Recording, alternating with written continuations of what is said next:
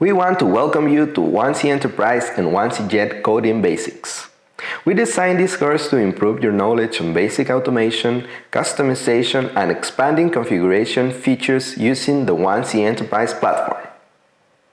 This is a critical step as you continue to explore the 1C Enterprise environment and the many configurations that are available for you. The main goal of this course is to introduce you to the coding basics and essential tools that you will need to unleash your full potential as a 1C developer. You already know how to create simple yet powerful 1C configurations. Now it's time to start automating simple tasks, expanding functionality, and adding more features to your configuration. This is what you will learn in the first part of the course.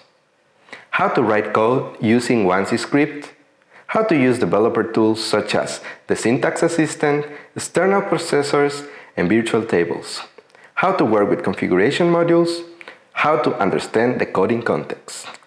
So open the designer and let's start coding.